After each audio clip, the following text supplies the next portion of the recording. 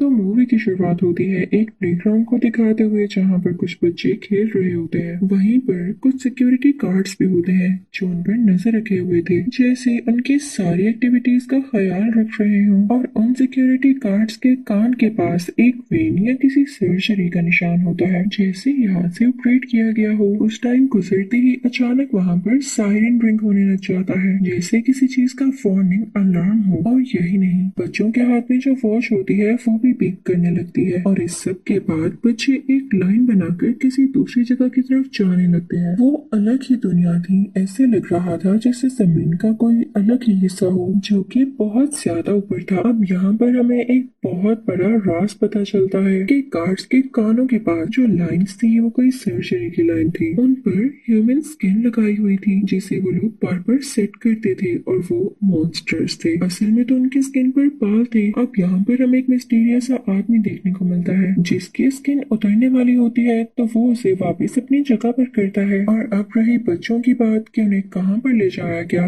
तो हम बच्चों का भी सीन देखते हैं। उनको चेयर्स पर बांधा जा रहा होता है, उनके हाथ पांव भी बांध दिए जाते हैं और उन पर एक्सपेरिमेंट्स किए जाते हैं कुछ ऐसी मशीन से जो रेस निकालती हैं और जाकर एक टावर पर लगती है, और टावर टूट जाता है। इस वजह से अर्थक्वेक यानी सलसल आने लगता है। एक बच्चे की सोते हुए आंख खुल जाती है, उसका नाम जेक होता है। वो एक ड्राइंग बनाने लगता है उस सब की जो उसने अपने ख्वाब में देखा। उसे विजन्स भी आया करते थे और इसके साथ ये होना नॉर्मल बात थी। इसके पीछे क्या रीजन था ये किसी को भी नहीं पता था। और अब जब जेक अपनी मॉम को भी बताता तो इसकी मॉम भी इसकी बातों पर यकीन नहीं करती थी, जिसकी वजह से वो बच्चा परेशान रहने लगा। उसे डिप्रेशन हो गया था क्योंकि आज तक किसी ने भी उसकी बात पर यकीन ही नहीं किया। जेक डॉक्टर के पास जाता तो वो भी उसे यही कहता कि ये सिर्फ तुम्हारी कम नींद की वजह से हो रहा है। अब जेक कुछ भी नहीं कर सकता था, तो वो वहाँ से बाहर आता है और घर जाते हुए रास्ते में उसे एक अजीब सा आदमी दिखाई देता है, और वो भी अपनी स्किन ठीक कर रहा था। और इसका ये मतलब ये सिर्फ बातें विजन्स में नहीं थी, बल्कि ऐसे मॉन्स्टर्स रियलिटी में भी थे। तभी फौरन से जेक के सामने एक मिस्टीरियस सा आदमी आकर उसे कहता है कि तुम अपना ध्यान रखना, क्योंकि ऐसे ही कुछ मॉन्स्टर्स बच्चों को किडनैप कर रहे हैं। ये सुन के जेक डर जाता है और सोचता है कि अब से मैं कोई ख्वाब नहीं देखूंगा। हो सकता है कि मेरे ख्वाबों की वजह से ही मुझे हर तरफ ऐसे मॉन्स्टर्स दिखाई दे रहे हैं। अब ये सोच के वो सो जाता है। अब की बार उसके ख्वाब में एक आदमी आता है जो कि मैजिशियन था और अपनी बातों और अपने मैजिक से लोगों को मैनिपुलेट कर सकता था, उनके माइंड को रीड कर सकता था, उनकी लाइफ में कंफ्यूजन क्रिएट कर सकता था। और ये मैजिशियन कोई इंसान नहीं था, बल्कि ये भी एक मॉन्स्टर था। अब हम जंगल का सीन देखते हैं जहाँ पर एक बाप बेटा बैठे होते हैं। इनको गन यूज करना और उसे चलाना बहुत अच्छे से आता था। तभी इनके कानों में किसी की विस्लिंग की आवाज पड़ती है, और वो कोई और नहीं बल्कि मैजिशियन ही था जो कि इनकी तरफ बढ़ रहा था। और जैसे ही उसको देखते हैं तो अपनी गन्स उस पर पॉइंट कर लेते हैं। तो इस वजह से वो मैजिशियन कोई मैजिक करके उस लड़के के फादर को मार ही डालता है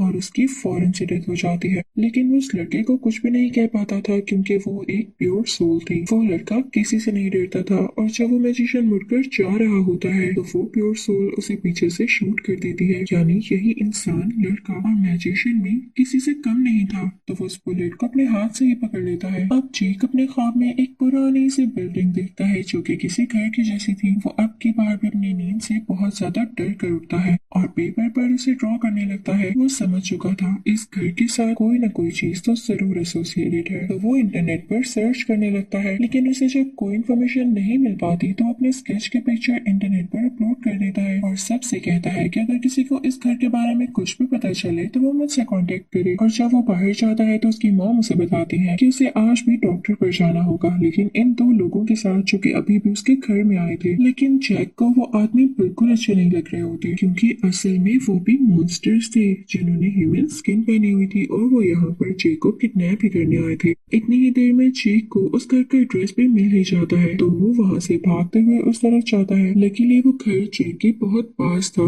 तो वो फौरन से उस घर में चला जाता है। लेकिन उस घर को देख के ये नहीं लग रहा था कि ये सालों से खाली है, क्योंकि उसके अंदर बहुत अजीब अजीब चीजें थी और ऐसे लग रहा था जैसे उस घर में जान हो। वहाँ पर एक मशीन भी पड़ी होती है जिस पर जेक एक कोड टाइप करता है 1919, और ये मूवी की स्टार्टिंग में हमने कार्ड के पीछे देखा था। और ये कोड पता है किस चीज के लिए था? दूसरी दुनिया तक जाने के लिए, रास्ता खोलने के लिए। और जेक के कोड टाइप करते ही एक पोर्टल खुल जाता है, लेकिन इससे पहले कि जेक उसके अंदर जा सकता, वो घर उसे रोकने लगता है और अपने आप में जकड़ लेता है। जेक अपनी सारी पावर्स इकट्ठी करके खुद को छुड़ाता है, अपने बाजू खोल लेता है और उस पोर्टल से बाहर निकल जाता है। अब जेक दूसरी दुनिया में पहुंच चुका था। वो जगह बहुत ही ज्यादा डिजर्टेड थी, दूर दूर तक कोई भी देखने को नहीं मिल रहा था। इस बात की खबर मैजिशियन को भी हो जाती है कि किसी ने जमीन से कोई पोर्टल खोला है दूसरी दुनिया में जाने के लिए। अब उस तरफ जेक जब जा रहा होता है तो उसे काफी प्यास लगने लगती है और उसके सामने उसे पानी की बोतल मिलती है। वो उस वाटर बोतल को उठाकर उसमें से पानी पीने लगता है, लेकिन इससे पहले ही वहाँ पर वही प्योर सोल वाला आदमी आ जाता है। उसका नाम रोलैंड होता है।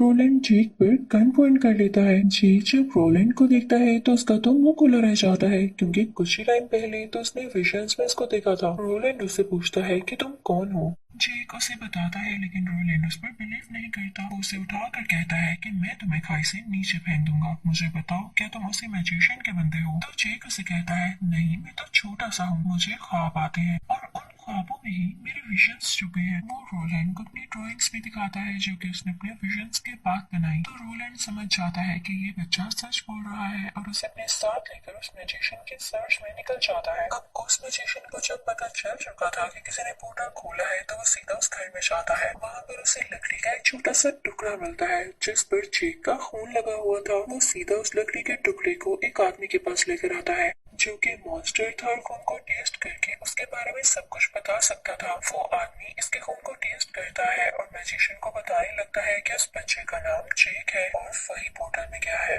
अब उस सिर्फ दूसरी दुनिया में जेक एक ड्राइंग बनाता है जो कि जमीन पर थी और वो कोई सर्कल लग रहा था जिसके डिफरेंट पार्ट्स थे। तो रोलैंड उसे समझाने लगता है कि इस सर्कल में बहुत सारी दुनिया मौजूद है, जिसमें से एक हमारी दुनिया भी है और जो उसका मिड पॉइंट है वहाँ पर एक टावर है जो हर दुनिया को डीमंस और बुरी सोल से बचाता है, इसको प्रोटेक्ट करता है। लेकिन वो मैजिशियन जो कि डार्क साइड पर हो चुका है, वो चाहता है कि इस टावर को तबाह कर दे और इसी के लिए वो बच्चों का यूज कर रहा है, क्योंकि अकेले वो ये काम नहीं कर सकता। और थोड़ी देर पहले हमने देखा कि जिस मशीन से बच्चों को टॉर्चर किया जा रहा था और उन पर एक्सपेरिमेंट्स किए जा रहे थे, उन्हीं से रेज निकलकर किसी टावर की तरफ जा रही थी जो उसे बर्बाद कर रही थी, डिस्ट्रॉय करने वाली थी। और इसके पीछे इसी मैजिशियन का हाथ था। और ये रे कोई आम रे नहीं है, बल्कि ये तुम बच्चों के अंदर प्योरिटी की जो रोशनी होती है वो है, जो कि किसी मैजिशियन, किसी डीमन के पास नहीं है। और ये सब रेस मिलकर ही स्ट्रॉन्ग हो जाती है। मैजिशियन को इस टावर को डिस्ट्रॉय करने का ये फायदा होगा कि अब वो टावर किसी भी दुनिया को प्रोटेक्ट नहीं कर सकेगा और वो हर दुनिया में जाकर राज करेगा। और इस वजह से बहुत सारे अर्थक्वेक्स आएंगे। तभी तो तुम्हें बार बार केयरफुल रहने के लिए कहा जाता था, क्योंकि वो तुम्हें भी यूज करना चाहता है। जेक की बातें सुन ही रहा होता है कि तभी जेक को अपने फादर की आवाज आती है और वो उस तरफ चल पड़ता है। रोलैंड को बताए बगैर वो उसके फादर की शक्ल का ही कोई आदमी होता है। जेक उस तरफ बढ़ने लगता है और अपने हाथ आगे करता है, लेकिन साथ ही वो आदमी एक मॉन्स्टर में बदल जाता है, क्योंकि वाकई वो मॉन्स्टर ही था जिसने जेक के फादर का रूप लिया हुआ था। इससे पहले कि वो जेक को पकड़ता या उसे नुकसान पहुंचाता, पीछे से रोलैंड आ जाता है और उस मॉन्स्टर पर अंधाधुंध फायरिंग स्टार्ट कर देता है, यानी उसे बहुत ज्यादा शूट करता है। वो मॉन्स्टर वहाँ से चला जाता है। उसके जाते ही एक और मॉन्स्टर आता है और रोलैंड को पर हवा में उठा लेता है। उसे काफी चोट आती है। इसके बाद वो मॉन्स्टर जेक की तरफ बढ़ता है, ये सोचते हुए कि रोलैंड अब जख्मी है तो जेक को मेरे हाथों से ये नहीं बचा सकता।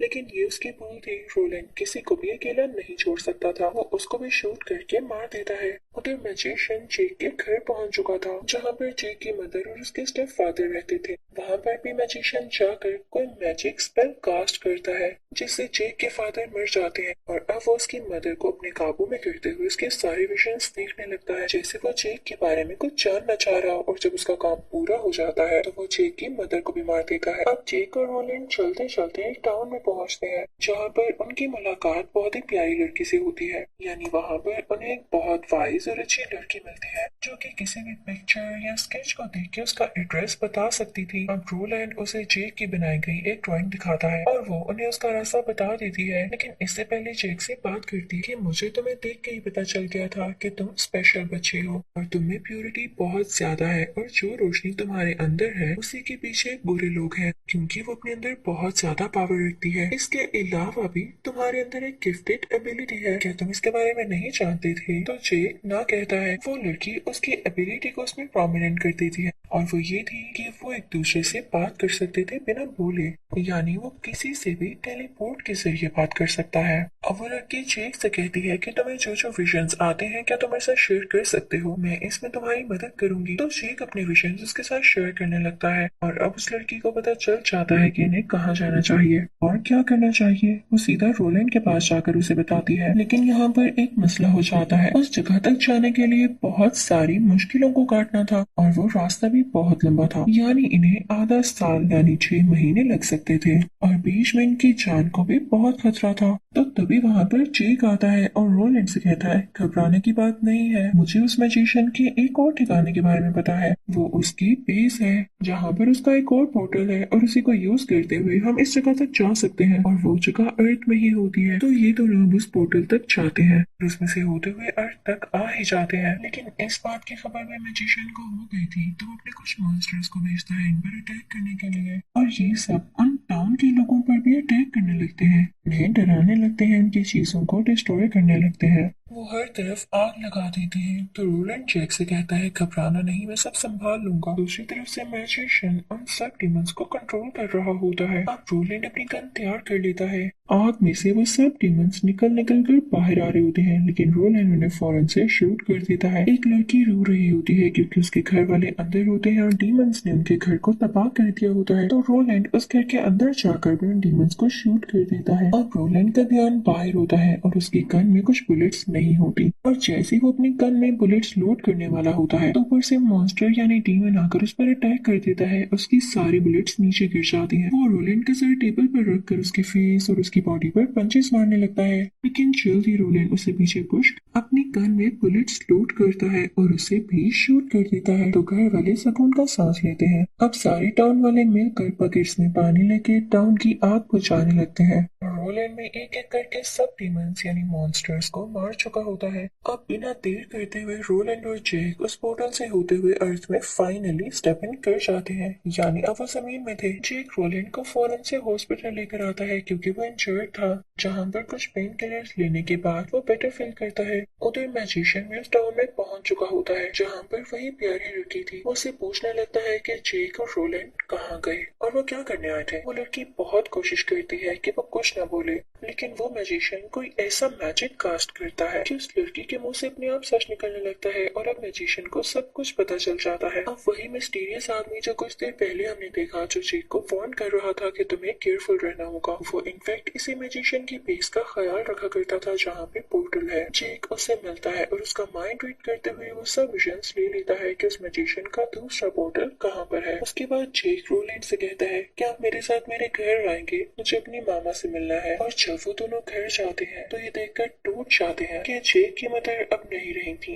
वो तो राख में बदल चुकी थी। अब यहाँ पर रोलैंड को कुछ बुलेट्स की जरूरत थी क्योंकि काफी ज्यादा बुलेट्स यूज हो चुकी थी। वो एक वेपन शॉप में आता है, लेकिन वहाँ पर मैजिशियन भी आ जाता है जो उसे मारने के लिए आया था, लेकिन तब तक जेक बाहर निकल चुका था। और रोलैंड जब उस मैजिशियन पर शूट करता है तो उसकी जगह पीछे पड़े हुए शीशों पर लगती है और वो टूट जाती है, लेकिन मैजिशियन को कुछ नहीं होता और इसी वजह से इस दुकान का शटर भी नीचे आ जाता है। तो रोलैंड जेक से कहता है रन तुम यहाँ से भाग जाओ, लेकिन जेक देखता है कि उसके पीछे कोई बाल्ड आदमी है जो उसे पकड़ना चाहता है, तो जेक फौरन से भागने लगता है। अब मैजिशियन उस स्टोर कीपर को ऑर्डर देता है कि रोलैंड ने तुमसे जबरदस्ती बुलेट्स ली है तो तुम इसे मार डालो। वो उसी का कहना मानकर उस पर शूट करने लगता है, लेकिन रोलैंड उसे स्टोर कीपर की गर्दन पर शूट करके उसे वहीं पर मार देता है। और अब मैजिशियन और रोलैंड में दोबारा से बहस शुरू हो जाती है। रोलैंड वहाँ से निकलने की कोशिश करता है, लेकिन वो रास्ता तो कहीं का और निकल रहा था। दूसरी तरफ हम जेक को देखते हैं जो कि जबकि वहाँ से भाग रहा होता है और सामने से पुलिस कॉप्स नजर आते हैं, उनकी तरफ जाने लगता है। तभी सामने एक वैन आकर रुकती है और उसमें से एक आदमी निकलकर जैक को फौरन से वैन के अंदर ही बिठा लेता है। अब वैन का दरवाजा बंद करते हुए कॉप्स के सामने से ही निकल जाते हैं वो लोग। अब उधर रोलैंड जब भी मैजिशियन पर शूट करता तो वो गायब हो जाता और फाइनली रोलैंड भी स्टोर से बाहर आ जाता है और जैक को ढूंढने लगता है, लेकिन उसे कहीं नहीं मिलता।